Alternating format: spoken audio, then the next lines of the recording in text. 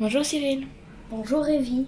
Quand on regarde cette tour, on a un peu l'impression d'être au Moyen-Âge. Tu ne crois pas si bien dire, elle date de la moitié du XIIe siècle.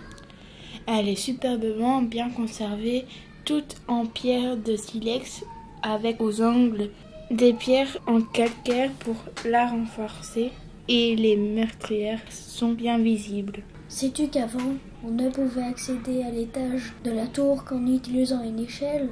C'est ainsi que les villageois pouvaient se réfugier dans la tour et s'y défendre après avoir remonté l'échelle.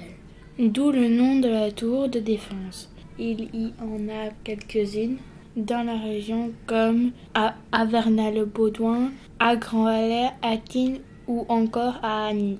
C'est vrai, l'église actuelle a été construite en 1755. On perça alors deux ouvertures dans la tour, une à l'arrière pour accéder à la nef et une autre à l'avant pour y entrer par la tour. Et avant, il n'y avait pas d'église? Si, mais la nef était accolée à la tour, et peut-être dans l'autre sens, comme le montre cette peinture d'Adrien de Montigny en 1602. Il n'y avait alors pas de passage en bas entre la tour et la nef. On peut faire le tour de l'église? Oui, mais avant cela, regarde cette plaque commémorative dédiée à Pierre Esnay. Il existe une rue Pierre Esnay qui aboutit à la rue Sainte-Apolline justement. C'est vrai, en fait, Pierre Esnay est un des soldats français morts le 13 mai 1940, lors de la bataille des chars de Hanau. Sais-tu que les Français sont venus jusqu'ici pour freiner l'avancée des Allemands? Et les chars des deux camps se sont affrontés dans nos campagnes entre Tignes, Ouancin et Merdorp les 12 et 13 mai 1940. Il y a donc une tombe à son nom dans le cimetière de Ouancin.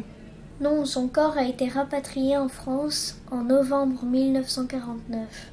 Lors de cette guerre, les Allemands ont volé une des cloches de l'église, mais heureusement, ils ne l'ont pas fondue et elle est à nouveau dans le clocher aujourd'hui. Regarde cette photo d'époque.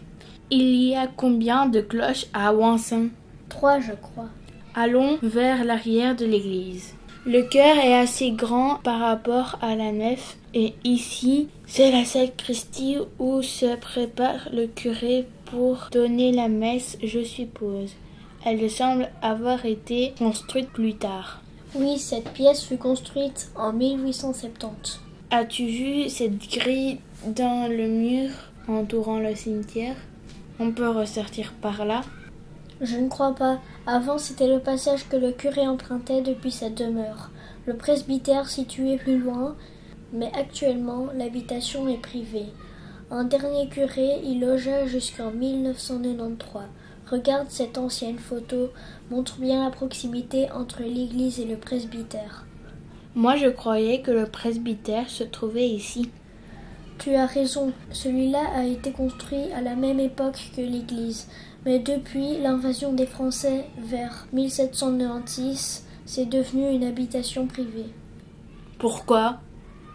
Les révolutionnaires français ont aboli la noblesse et la religion. C'est alors que le presbytère fut vendu et l'église fermée pendant près d'un demi-siècle.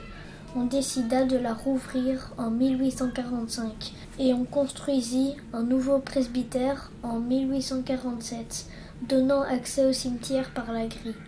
Quelle histoire! Sortons du cimetière. Je voudrais te montrer l'ancienne école communale. Regarde. C'est aussi une habitation privée. Il y avait beaucoup d'élèves ici? En 1890, il y avait jusqu'à 63 enfants. Tous avaient cours dans la même classe au rez-de-chaussée. Et depuis quand l'école est fermée? En 1979, peu après la fusion des communes qui forment maintenant l'entité de Agny. Depuis, il faut se rendre dans d'autres villages ou à Agny pour apprendre. Et à l'étage de ce bâtiment, qu'y avait-il? C'était le logement de l'instituteur, mais le bâtiment a aussi servi de maison communale jusqu'en 1964, avant que Ouancin ait fusionné avec Grand-Valais comme Petit-Alais.